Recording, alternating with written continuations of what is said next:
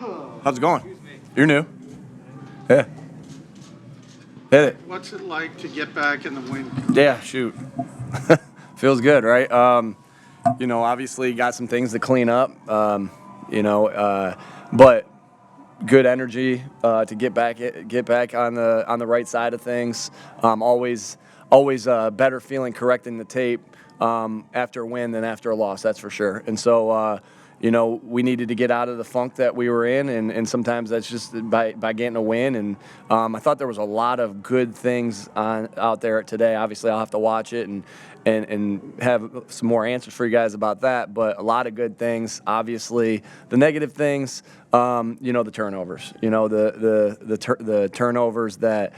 And we got a big one at the end. Keeley had a big play at the end. We got some things to clean up in a 2-minute drill as well. But I'm excited to be able to clean those up after getting a win and getting 11 wins on the year. How do you think Jaylen handled the blitz? Yeah, I thought he did a lot of good things. And that handling the blitz is a twofold. The things that we do to put him in positions to make plays, and also him being able to deliver the ball. So we did a couple different things. A lot of respect for Coach Wink. He's one of the best defense coordinators in the NFL. There's no doubt about it. So I have a ton of respect for him and the things that he creates for the defense. But I thought Jaylen did a lot of good. I thought Jaylen played a really good game. Obviously, I'll have to go watch it. The interceptions not on him, but I'll have to go watch the other things with that, and we'll get better from it. And so. But I thought he did a lot of good things there, even with the pressure. But there's definitely things we need to clean up, and that's as coaches and Jaylen as well. How did you and Jaylen address before halftime him cutting up the field? You guys got a penalty out of it to keep the clock there. How did y'all address that in terms of say that? They got a penalty. Yeah. I think Jaylen and I both made mistakes on that drive. I didn't call a timeout, and then the clock was going, and I probably wasted 15 seconds there, and that's bad. That's bad on my part, really bad on my part. And then Jaylen not going out of bounds. Those combine for us not being able to get full 7. But I think it starts with me. I make that mistake, then Jaylen makes that mistake. We have to be better in that 2-minute drive. But we'll learn from that. Like I said, it starts. I gotta bang one of those timeouts right there, and then he's got to go out of bounds there, and we get probably a chance for another play to see what happens. Do you feel fortunate, Nick, that Hassan at the end of the game he's getting a roughing the passer penalty? I didn't see it, so I don't know if it was a real one or not. But that Jalen Carter can't get off the field. You with the timeout. Jaylen Wood staying in bounds but getting saved by their penalty. Do you feel fortunate to get away? I wouldn't say fortunate. We're upset about those things, and those are definitely the things we need to clean up. And I think, we have to clean those things up, like not coming off the field fast, right? That's just got to be something that we do on every single punt in case they go fast like that. Hassan's penalty, we got to be legal on that, and we want to get the hit on the quarterback, but we have to do it legally. All those things are what I feel fortunate about is all those things are easily corrected, and we got to get them corrected. What does it say about your team that you can endure that and still win? Yeah, I think we've shown that as this team's resilient, right? We have resilient guys. We've had to show that a bunch this year. Sure, we'd love to be winning by multiple scores, but that's not the reality of the NFL sometimes. And so I think you have a resilient team because of the resilient leaders that we have on this team. And so we were able to overcome, but to do the things we want to do, we can't make those mistakes. And again, like I said, that's always going to start with me. Anytime there's a game management thing or a penalty thing, I'm putting that 100% on myself. But we'll get in the film room and make sure we get it corrected. And I'll own my mistakes. I know the players will own their mistakes, and we'll get better from it. What was the key on that drive following the pick six? Yeah, the key was that 3rd and 16. What an unbelievable play by Jaylen and AJ. And then being able to ride that momentum, right, to run the ball, and get down there and finish the drive. I think, was it Swift that finished that drive? Yeah. Swift played a great game, didn't he? But I think that was the key, Zach. I mean, it was an unbelievable. I mean, we're in, sometimes in those third and real longs, it takes a great, like, there ain't a lot of plays that you can draw up on third and, was it 16? Third and 20. There are not a lot of plays you can draw up on third and 20. So it was just an unbelievable individual effort by Jaylen, by AJ, the offensive line, giving Jaylen enough time to be able to escape and step up in the pocket and fire the ball to AJ. So, yeah, that to me is the key, and that to me is when you're getting when you're in a little bit of a rut, and they had scored off of 2 turnovers, scored 15 points off 2 turnovers.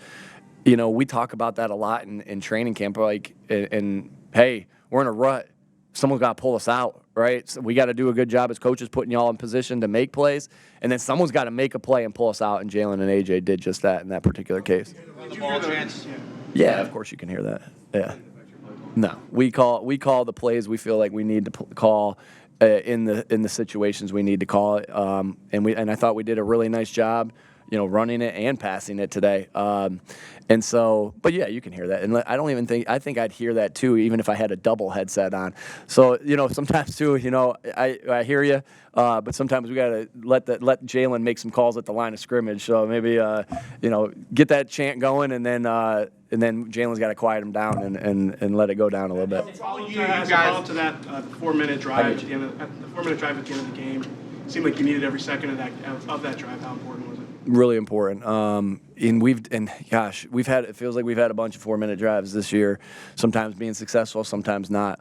We spent a lot of time working on that, and it was some of those runs by Swift and the offensive line to open it up, and the tight ends, like, it was just a good team effort to take that clock down, be able to, sometimes, what's not said sometimes in a 4-minute drive is, the field goal was huge to put us up.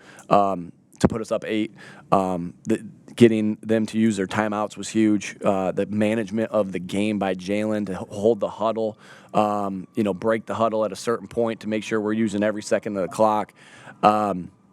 We had one mistake in there that we probably snapped it a little early. I got to do a better job communicating with Jaylen. Hey, there's a penalty here. The clock's going to run. Let's use all 40 seconds of that. That's 100% on me to make sure I'm communicating that. But really good operation. I mean, that's led by Jaylen. The operation out there in a 4-minute. Because you tell me, where did that drive start? About 7.5, maybe 8. Yeah, somewhere in there, I think it was, and there was a lot of time eaten up off the clock that put them in a position where they had to run a last-second play from the 26-yard line. So, like I said, just really good job, operation, and then job by the offensive line and DeAndre and the tight ends making the run game go. Coach, all throughout the season, you guys have been talking about playing your best game. Are you starting to play your best game of the season? How close are you now? Will you ever get to that point? You hope you're getting close, right? You hope that you're getting close at this point. We know we got better football in us, and to be 11-4 and still have better football left in you, that's encouraging. But let's go. We got to get there. We got to get there too. And saying we got 2 more games before the playoffs start. All we're thinking about is this next game against a team that's going to come in here and try to take what we have as well. And so again, it just goes back to the daily grind and having your mind prepared to go through the daily grind. But I can't say enough about these guys of how much they want to be excellent and how much they want to make plays for each other. And so we got a great group of guys, and I know they're working like crazy to get us to be able to play our best ball. Couple more. Conversation with Alameda and the opening kickoff, the second half. What happened there? Yeah. Obviously I'll look at the tape, but it felt like Boston was going backwards a little bit. It's tough to return the ball when you're going backwards. It looked like OZ was trying to get a block, got pushed back into it.